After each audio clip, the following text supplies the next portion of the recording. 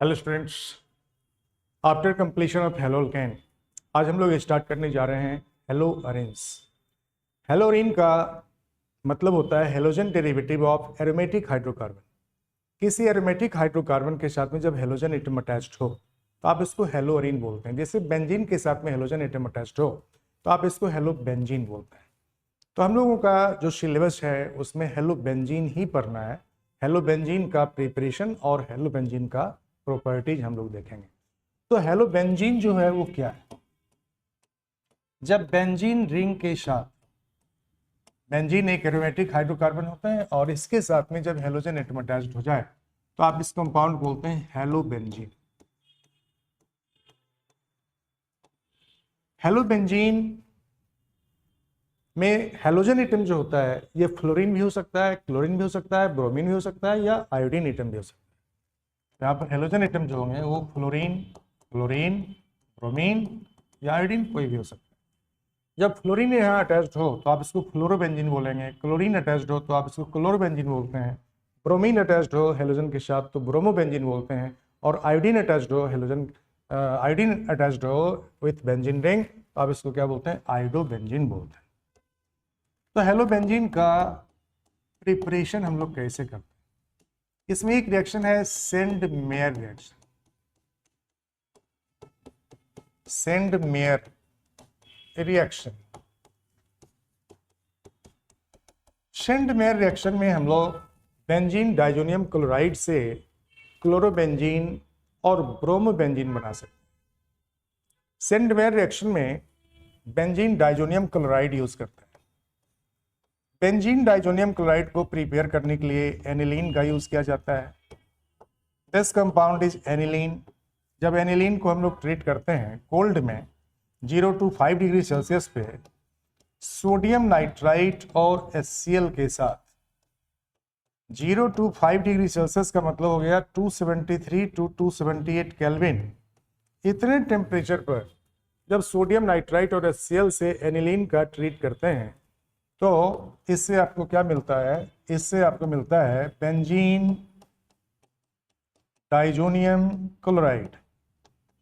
Benzene diazonium chloride BDC, benzene diazonium chloride obtained हो गया, BDC obtained हो गया जब हम लोग एनिलीन को ट्रीट करते हैं सोडियम नाइट्राइट और HCl से। और इसी BDC के यूज से सेंड मेयर रिएक्शन के द्वारा हम लोग क्लोरोबेंजीन और ब्रोमोबेंजीन दोनों बना सकते हैं। तो BDC से हम लोग क्लोरोबेंजीन कैसे बनाएंगे? जब BDC बेंजीन डाइजोनियम क्लोराइड का रिएक्शन कराते हैं HCl के साथ CuCl के प्रेजेंस में, CuCl कैटलिस्ट के प्रेजेंस में जब HCl रिएक्ट करता है बेंजीन डाइजोनियम क्लोराइड से BDC से तो आपको मिलता है क्लोरोबेंजीन। यहाँ जो नाइट्रोजन है उसको क्लोराइड क्या करता है? सब्स्टिट्यूट कर देता है और nitrogen as a by product आपको ऑब्टेंड होता है। तो आपको nitrogen as a by product मिलते हैं और इसके साथ साथ आपको जो प्रोडक्ट मिलता है दैट इज व्हाट? क्लोरोबेंजीन। तो क्लोरोबेंजीन हम लोग इस तरह से बना लेते हैं। जब ब्रोमोबेंजीन बनाना हो तो ब्रोमोबेंजीन बनाने के लिए हम लोग क्या यूज करेंगे? सिमिलरली जैसे आपने HCl का यूज किया, यदि HCl के स्थान पे HBr का यूज कर दें, HCl के स्थान पे HBr का यूज कर लें और CuCl के स्थान पे CuBr ले लें, क्यूप्रस ब्रोमाइड, तो आपको जो प्रोडक्ट मिलेंगे that product is what? It is called as bromobenzene. तो आपको प्राप्त हो गया ब्रोमोबेंजीन। तो BDC का रिएक्शन जब हम लोग कराते हैं HBr के साथ में, हाइड्रोजन ब्रोमाइड के साथ में, in the presence of cuprous bromide catalyst, तो आपको ऑब्टेंड होता है ब्रोमोबेंजीन। बाय प्रोडक्ट जो यहाँ पर मिलेंगे वो नाइट्रोजन होगा और HCl होगा। यहाँ भी HCl बनते हैं बट इस HCl को हम लोग रिसाइकिल कर लेते हैं एज ए रिएक्टेंट, इसलिए यहाँ पर हम लोग बाय प्रोडक्ट के रूप में नहीं दिखाते। लेकिन यहाँ पर रिएक्टेंट HBr है और कैटलिस्ट CuBr है। तो HCl जो बनता है वो एज ए बाई प्रोडक्ट बनता है, तो हम लोग इसको एज ए बाई प्रोडक्ट यहाँ शो करते हैं। दूसरा है preparation of chlorobenzene. Fluorobenzene obtain करने के लिए आप बीडीसी का यूज करते हैं। इस बीडीसी के साथ में रिएक्शन कराएंगे HbF4 का। जब HbF4 का रिएक्शन कराएंगे बीडीसी के साथ, इससे बनेगा बेंजीन डाइजोनियम टेट्राफ्लोरोबोरेट, बेंजीन डाइजोनियम टेट्राफ्लोरोबोरेट। और इस बेंजीन डाइजोनियम टेट्राफ्लोरोबोरेट का जब रीअरेंजमेंट होता है ऑन हीटिंग, जब हीट करेंगे इसको तो डिकम्पोज कर जाएगा, और डिकम्पोज करके यहाँ पे पार्टिकल का रीअरेंजमेंट होगा और उससे बन जाते हैं फ्लोरोबेंजीन। इससे ऑब्टेंड हो गया आपको फ्लोरोबेंजीन, साथ में बाय प्रोडक्ट मिलेगा BF3 और नाइट्रोजन। तो फ्लोरोबेंजीन, BF3, बोरोन ट्राइफ्लोराइड और नाइट्रोजन, ये सभी आपको मिलते हैं इस रिएक्शन में। जब BDC का रिएक्शन कराते हैं HbF4 से, तो इससे मिलता है सॉल्ट बेंजीन डाइजोनियम टेट्राफ्लोरोबोरेट, जिसे हीट करेंगे तो हीट करने के बाद ये रीअरेंज्ड होकर आपको देगा फ्लोरोबेंजीन, साथ में BF3, बोरोन ट्राइफ्लोराइड और नाइट्रोजन। इस तरह से हम लोग फ्लोरोबेंजीन बना सकते हैं। प्रिपरेशन ऑफ आयोडोबेंजीन के लिए क्या करेंगे?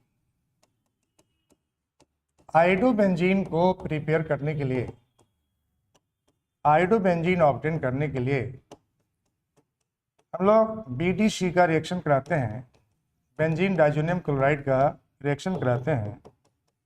किसके साथ? BDC का रिएक्शन कराते हैं KI के साथ। जब KI के साथ इसको हिट करेंगे तो जो प्रोडक्ट मिलेगा दैट प्रोडक्ट इज आयोडोबेंजीन, साथ में बाय प्रोडक्ट N2 और KCl मिलते हैं। तो आपको ऑब्टेंट हो गया आयोडोबेंजीन। जब आप BDC को ट्रीट करते हैं KI के साथ, पोटेशियम आयोडाइड सॉल्ट के साथ BDC को जब हिट करते हैं तो इससे ऑब्टेंट हो जाता है आयोडोबेंजीन, और आयोडोबेंजीन के साथ में बाय प्रोडक्ट क्या मिलता है? Nitrogen and KCl। Nitrogen and KCl as a by product and iodobenzene as a product आपको इस रिएक्शन में ऑब्टेंट होते हैं। एक रिएक्शन है जिस रिएक्शन को बोलते हैं गेटरमैन रिएक्शन। गेटरमैन रिएक्शन में, गेटरमैन रिएक्शन में आप क्लोरोबेंजीन या ब्रोमोबेंजीन ऑब्टेन कर सकते हैं। यह रिएक्शन सेंडमेयर रिएक्शन के कंपेरिजन में थोड़ा स्लोअर होता, लेकिन रिएक्शन होता है। गेटरमैन रिएक्शन में हम लोग बेंजीन डाइजोनियम क्लोराइड का ही यूज करते हैं, BDC का ही यूज करते हैं, लेकिन यहाँ पर HCl के साथ में कॉपर यूज करते हैं, या HBr के साथ में कॉपर यूज करते हैं instead of cuprous chloride. Sandmeyer reaction में क्यूप्रस क्लोराइड का यूज कैटलिस्ट के रूप में किया गया था, लेकिन यहाँ पर हम लोग क्यूप्रस क्लोराइड नहीं यूज करके क्यूप्रस क्लोराइड के बदले कॉपर यूज करते हैं। और इस कॉपर के प्रेजेंस में जब ये रिएक्ट करता है तो इससे जो कंपाउंड मिलते हैं दैट इज क्लोरोबेंजीन, साथ में क्या मिलता है? नाइट्रोजन, और जो HCl बनेगा उस HCl को हम लोग यहाँ रिसाइकिल कर लेंगे। इसी तरह से जब BDC का, बेंजीन डाइजोनियम क्लोराइड का रिएक्शन कराएंगे, BDC का जब रिएक्शन कराएंगे HBr के साथ कॉपर के प्रेजेंस में, तो इससे क्या मिल जाएगा? ब्रोमोबेंजीन, साथ में क्या मिलेगा? नाइट्रोजन, और क्या मिलेगा? HCl as a by product. तो जब हम लोग क्यूप्रस क्लोराइड या क्यूप्रस ब्रोमाइड के क्यूप्रस क्लोराइड या क्यूप्रस ब्रोमाइड के बदले जब कॉपर कैटलिस्ट का यूज करते हैं, तो हम लोग इस रिएक्शन को क्या बोलते हैं? सेंडमेयर रिएक्शन के बदले क्या बोलेंगे? Gattermann reaction. सारा कुछ सेम है। यहाँ कैटलिस्ट हमने कॉपर यूज किया तो ये रिएक्शन हो गया गेटरमैन रिएक्शन, और कैटलिस्ट यदि CuCl और CuBr यूज करेंगे तब इस रिएक्शन का नाम बदल के क्या हो जाएगा? Sandmeyer reaction. आप लोग याद रखेंगे, बहुत ही इंपॉर्टेंट है ये सभी रिएक्शन। तो इस तरह से हेलोबेंजीन का हम लोग प्रिपरेशन करते हैं। हेलोबेंजीन के प्रिपरेशन के बाद हम लोग प्रॉपर्टीज ऑफ हेलोबेंजीन में आएंगे। Properties of halobenzene, properties of halobenzene में देखेंगे हम लोग। First property, nucleophilic substitution reaction. Halobenzene आसानी से न्यूक्लियोफिलिक सब्स्टिट्यूशन रिएक्शन में नहीं जाते हैं। क्यों नहीं जाते हैं? क्योंकि हेलोजन एटम बेंजीन रिंग के साथ जब जुड़े होते हैं तो बेंजीन रिंग के साथ इनके हेलोजन एटम का जो रिलेशन होता है वह रेजोनेंस का रिलेशन होता है। हेलोजन एटम के पास लोन पेयर होते हैं और ये लोन पेयर कंजुगेटेड होते हैं बेंजीन रिंग के डबल बॉन्ड के साथ। तो हेलोजन एटम के लोन पेयर और बेंजीन के जो पाई बॉन्ड्स हैं कंजुगेटेड सिस्टम में होने के कारण carbon halogen double bond character बना लेते हैं। और जब कार्बन और हेलोजन के बीच में partial double bond character produce हो जाएगा ड्यू टू रेजोनेंस इन हेलोबेंजीन, तो कार्बन हेलोजन बॉन्ड का जो बॉन्ड एनर्जी है वो बढ़ जाता है। और जब कार्बन हेलोजन बॉन्ड के बॉन्ड एनर्जी बढ़ जाते हैं तो हेलोजन एटम को सब्स्टिट्यूट करना डिफिकल्ट हो जाता है।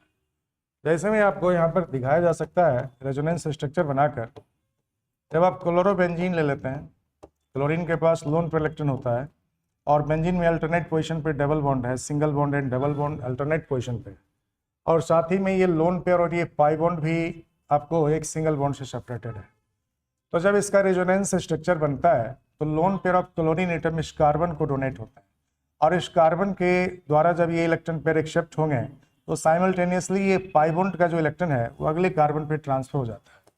इस तरह से अब आप यहाँ कार्बन और क्लोरीन के बीच में डबल बॉन्ड कैरेक्टर दिखाते हैं, क्योंकि लोन पेयर ये एक्सेप्ट किया कार्बन एटम, क्लोरीन एटम से जब लोन पेयर एक्सेप्ट किया तो यहाँ पर पाई बॉन्ड का फॉर्मेशन हुआ और ये पाई बॉन्ड खिसक के चला गया अगले कार्बन पे, यहाँ पे नेगेटिव चार्ज हो गया और लोन पेयर क्रिएट हो गया।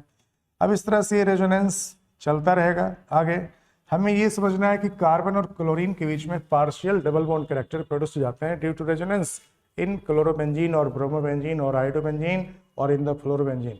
सारे तरह के हेलोबेंजीन में ये रेजोनेंस कैरेक्टर होते हैं, रेजोनेंस वाले प्रॉपर्टी होते हैं और इसलिए कार्बन और हेलोजन के बीच में डबल बॉन्ड कैरेक्टर हो गया और कार्बन हेलोजन के बीच में पार्शियल डबल बॉन्ड कैरेक्टर बनने के कारण ड्यू टू रेजोनेंस इस बॉन्ड का कार्बन हेलोजन बॉन्ड का बॉन्ड एनर्जी हाई हो जाता है और जब बॉन्ड एनर्जी ज़्यादा हो जाता है तो इस हेलोजन एटम को सब्स्टिट्यूट करना डिफिकल्ट हो जाता है।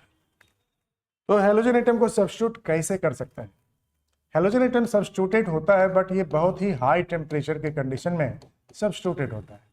जैसे अब इस क्लोरोबेंजीन को जब लोग सोडियम हाइड्रोक्साइड के एक्वस सॉल्यूशन से ट्रीट करते हैं एट वेरी हाई टेम्परेचर, और ये हाई टेम्परेचर आपको कितना होता है 623 केल्विन, 623 केल्विन, और साथ में जो प्रेशर यूज करते हैं यह 200 एटमॉस्फेयर प्रेशर यूज करते हैं। तो बहुत ही हाई टेम्परेचर और हाई प्रेशर पर सोडियम हाइड्रोक्साइड के साथ में अब क्लोरोबेंजीन का रिएक्शन होता है, जबकि एक नॉर्मल अल्काइल हैलाइड जो होते हैं वो कम टेम्परेचर पर रिएक्ट कर जाते हैं, नॉर्मल ऑर्डिनरी कंडीशन में रिएक्ट कर जाते हैं। लेकिन जो क्लोरोबेंजीन है या हेलोबेंजीन है यह सोडियम हाइड्रोक्साइड के साथ में बहुत ही हाई टेम्परेचर और प्रेशर पर रिएक्ट करता है और हाई टेम्परेचर प्रेशर पर रिएक्ट करके ये आपको फर्स्ट तो सोडियम फिनोक्साइड में कन्वर्ट हो जाता है, क्योंकि जो फिनॉल बनता है ये OH न्यूक्लियोफाइल इस क्लोरीन को निकालते हैं और यहाँ पर पहले फिनॉल बन जाता है, OH ग्रुप बन जाता है। लेकिन फिनॉल के एसिडिक नेचर होते हैं और वो सोडियम हाइड्रोक्साइड से 1 सेकेंड रिएक्ट कर जाते हैं और न्यूट्रलाइज्ड होकर बेस के साथ में न्यूट्रलाइज्ड होकर सोडियम फिनोक्साइड सॉल्ट में कन्वर्ट हो जाता है। फिर इसको हम लोग एसिडिफाई करते हैं। जब इसका एसिडिफिकेशन करेंगे तो एसिड से ट्रीट करते हैं, डाइल्यूट एसिड से, तब ये आपको H+ गेन करेगा ऑक्सीजन और ये OH ग्रुप बना लेगा, यानी कि फिनॉल में कन्वर्ट हो जाएगा। इस तरह से आप क्लोरोबेंजीन से फिनॉल बना सकते हैं by nucleophilic substitution reaction. Reactivity को बढ़ाने के लिए आप कुछ नाइट्रो ग्रुप को यानी कि इलेक्ट्रॉन विथड्रॉइंग ग्रुप को, या हम कह सकते हैं कि जो मेटा डायरेक्टिंग ग्रुप होता है, जो डीएक्टिवेटिंग ग्रुप होता है, यदि उसको सब्स्टिट्यूट करते हैं at the ortho and para position तो रिएक्टिविटी क्या होता है इस हेलोबेंजीन का इंक्रीज कर जाता है।